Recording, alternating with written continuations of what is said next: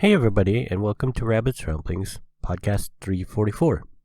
This time I have just a little bit more to say about Remnant from the Ashes, Subject 2923 DLC, and I decided to not wait for a second stimulus, and I picked up a new Acer Predator Helios 300, so I have some stuff to say about that, and that's it for this time. Hopefully you'll enjoy the show.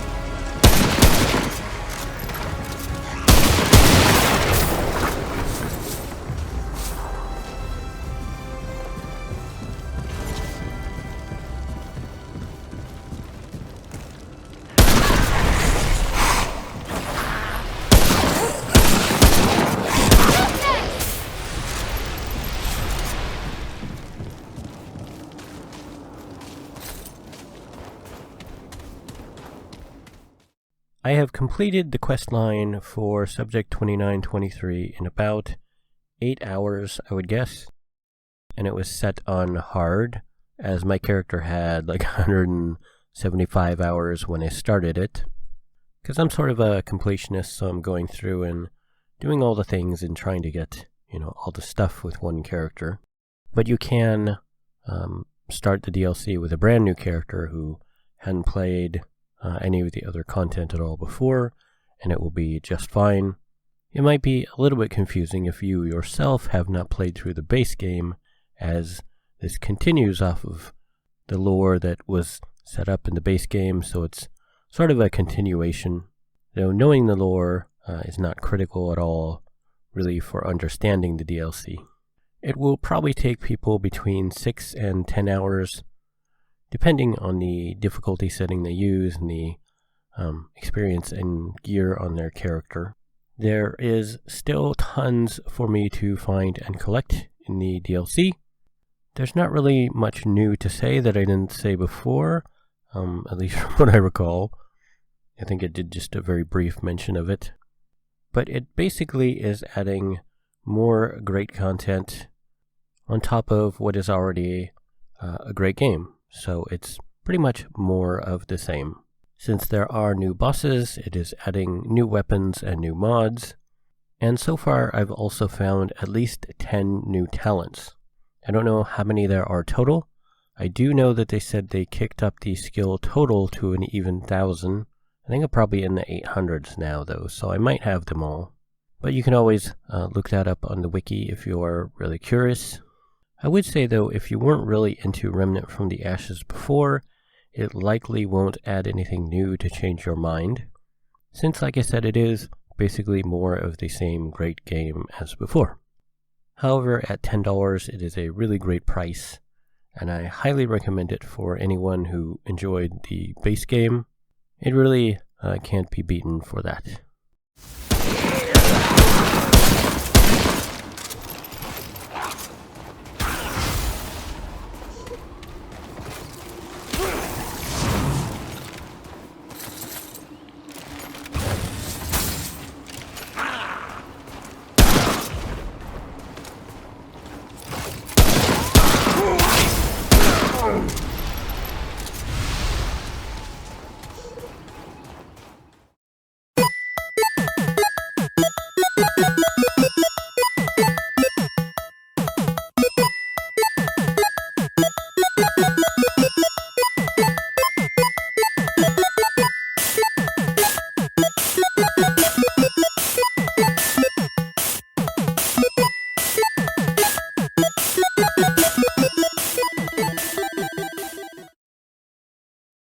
So as I said at the start, I picked up a brand new Acer Predator Helios 300 laptop. I guess pretty much right around a week ago now, so it's all set up and I've had a chance to play a little bit on it. The biggest change from my previous systems that I have used over the last 11 years is that it is only a 15.6 inch screen size, 17.3 inch screens I've been using.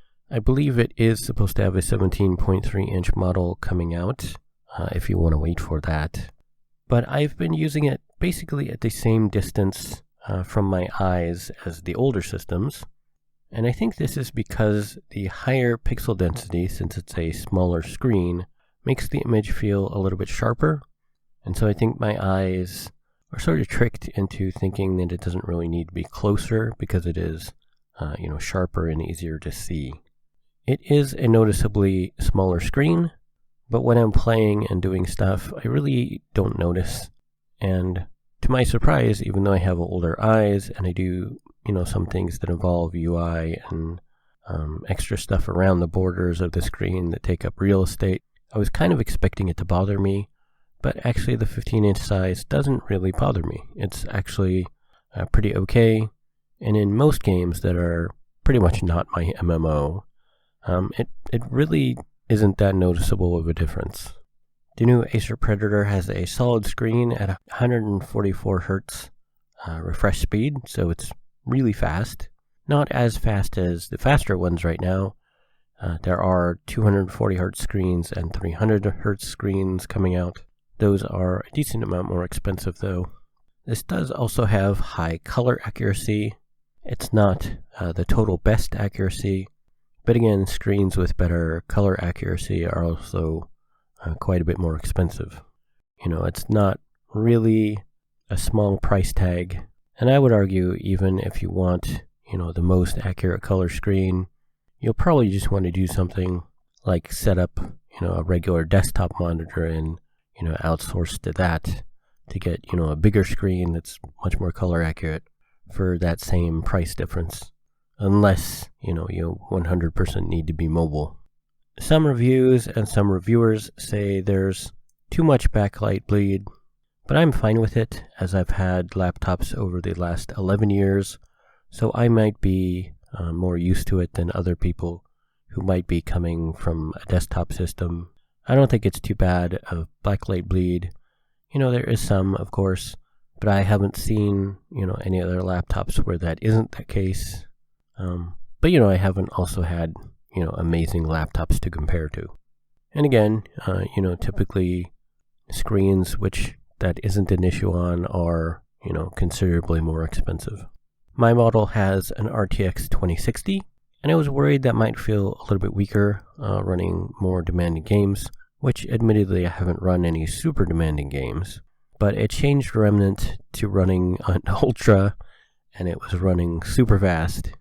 A few other games I checked had similar upgrades to Ultra level settings, so I'm pretty sure it will run just fine for at least a few years, and then we'll see, when the next generation of more demanding games come out, see how it handles things then. But I am quite impressed with the graphics, even though it is sort of considered, the entry-level version of the RTX 2 series. Temperatures are kind of a big problem for all manufacturers these days with this generation of laptop chips, but my little system seems to do just fine. Every time I've checked while gaming, the monitoring software shows that it's fine internally, even though it might feel, a little bit warm to, maybe a little uncomfortably warm on the outside. But that means that the fans are doing their job, getting the heat off of the components and, out of the keyboard area and sides of the system. I think the keyboard feels fine. Some reviewers have said it feels a little bit too squishy for them, but it feels like my previous laptop I've had for the last 6 years. It's not a mechanical clicky type keyboard, that's for sure, but usually unless you're buying a laptop that's about $1,500 or more, you're not going to see a really great keyboard. That's usually one of the more common sacrifices. But it feels, pretty much just like my previous laptop, and I've had zero problems with it so far. It doesn't feel super squishy to me in a way that I'm uncomfortable, and I have no problems using it. if you are looking for a solid gaming and content creation laptop in a sort of more budget range, I guess you could call it, I would highly recommend this one. The model I got was the Acer Predator Helios 300, and this is the newest 2020 version. It has a new Intel 10th generation CPU, 16 gigs of RAM, 144Hz monitor, RTX 2060, and it only has a 512 gig drive. Most of these sub $1,400 laptops only have 512 gig. So I would recommend getting an additional M2 drive to install. I got a Western Digital Black 1 terabyte drive for, I think it was around $140. It has gone on sale, but usually it's right around that much. They have a cheaper Western Digital Blue drive that for the terabyte is only about, I think, 110. So you can save a little bit of money there. It's not quite as fast, of course, but I don't think it will be significant enough speed difference for you to really notice. But if you can eke out just a little bit more, you might want to get the nicer version and go with a black drive. One warning though, if you do get this one, and I think a few other manufacturers have this kind of feature as well, it has this turbo mode button which kicks the fans to max as well as overclocking the system in general. I think primarily the graphics, but I think it also does some overclocking to the CPU. But what they don't tell you is that the included 180 watt power supply isn't enough power to handle that. So it's draining power from the plug as well as draining power from your battery in order to kick it up into this turbo mode. So you will slowly drain power while you're plugged in. And for me, I don't think that's a great option. I don't like to see my battery drain down while I'm plugged in. And I didn't really see, an increase in like frame rate or anything that made it feel like it was worth it to me. Because it does generate a lot of extra heat. It does, drain your battery down.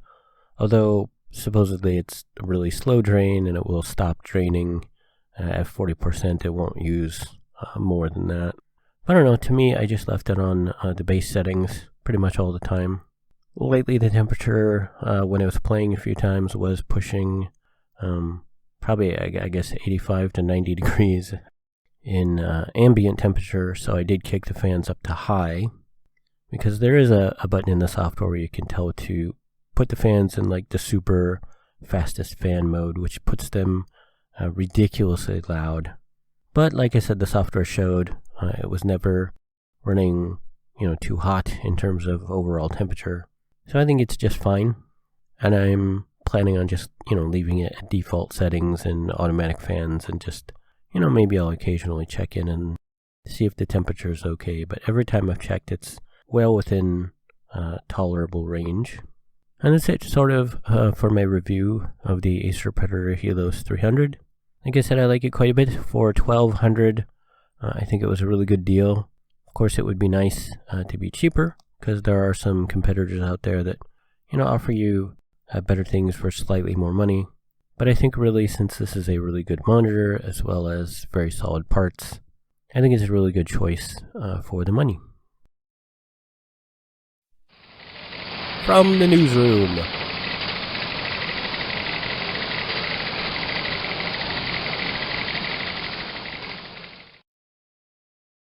There's a little bit of news this time.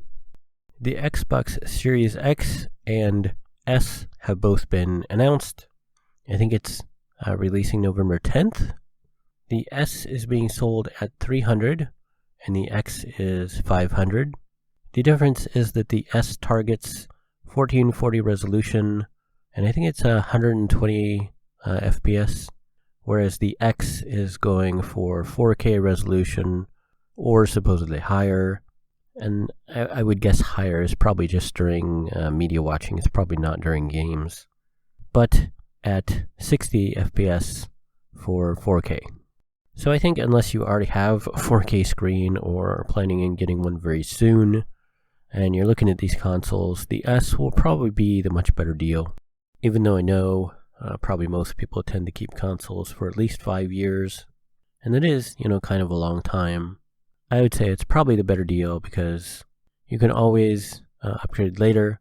Microsoft has been very vocal about offering free upgrades of your software. So basically, if you get an S and you want to get an X later on, you should be able to transfer your licenses and, move to the new system, as it were, without any issues, and get the benefits of, all that higher resolution and higher capabilities right off the bat without having to rebuy stuff. However, I think since I am primarily focused on PC gaming, probably not a lot of you are considering an Xbox console.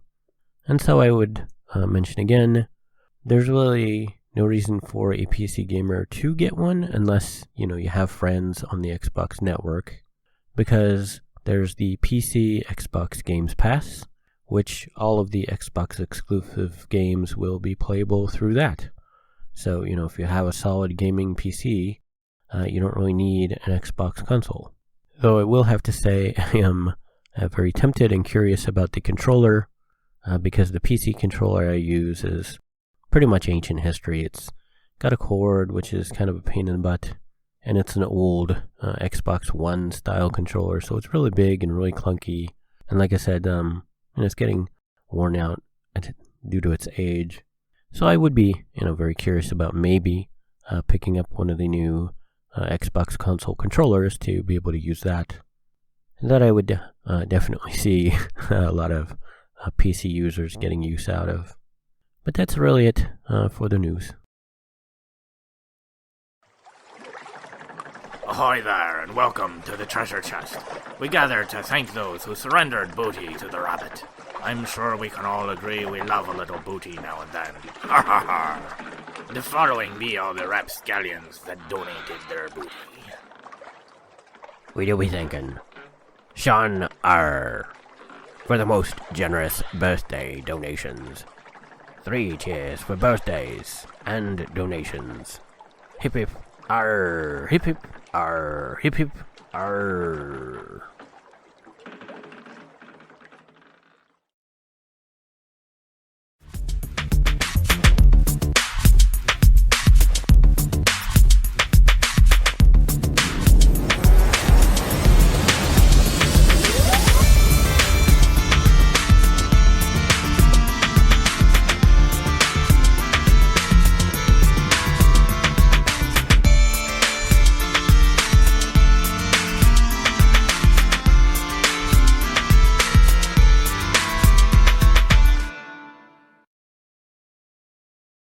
So that's it for this podcast. I would love to be saying that I'm recording this on the new laptop, but I don't know, for some reason the USB plug is not plugging in to the new system.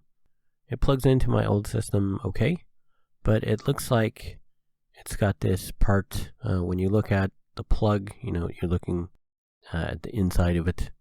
It's got this part that's like fatter than all my other USBs I'm using on my new laptop.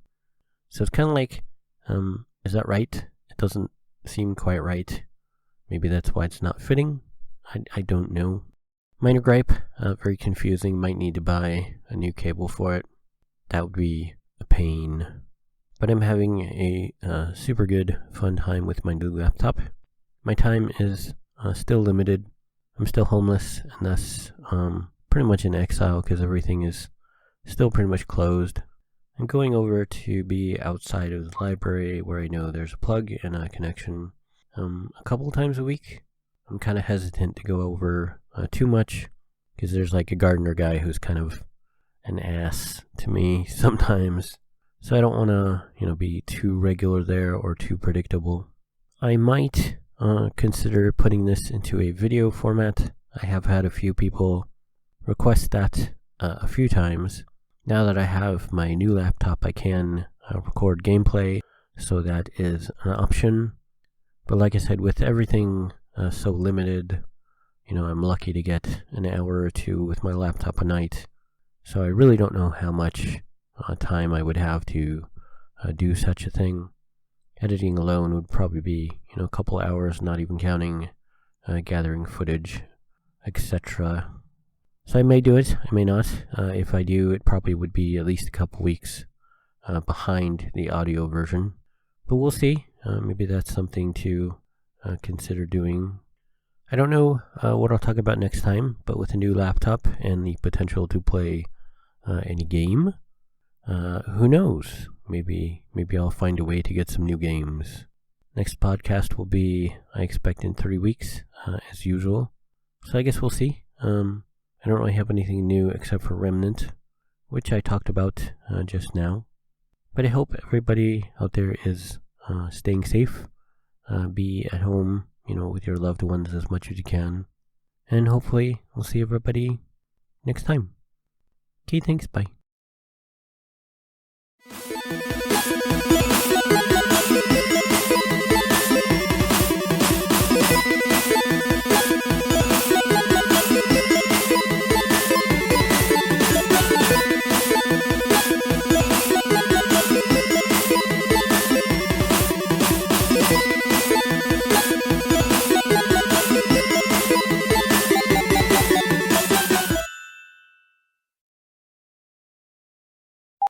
Compared to the 720. Recording this on my old laptop because reasons, boring stuff I won't get into. The new Acer Predator has a solid screen at 144 Hz. You have been listening to Rabbit's Ramblings. If you would like to see the show notes or feed the bunny by sending a donation, you can find the show website at www.rabbit.com/podcast/rabbitsramblings.html. When you type Rabbit's Ramblings, don't use the space. If you would like to send me an email, you can do so at rabbit@rabbit.com. If you like my page, you can also post on Facebook at rabbit.com. You can follow me on YouTube at rabb1t's. I have a page on Patreon at www.patreon.com/rabbit, RABB1T. You can set up a monthly recurring subscription there at a price point of your choice. Be sure to put the number 1 in place of I anytime you type rabbit. Rabbit's Ramblings is copyright Eric Stryker, using a Creative Commons Attribution Non-Derivatives License, 2020.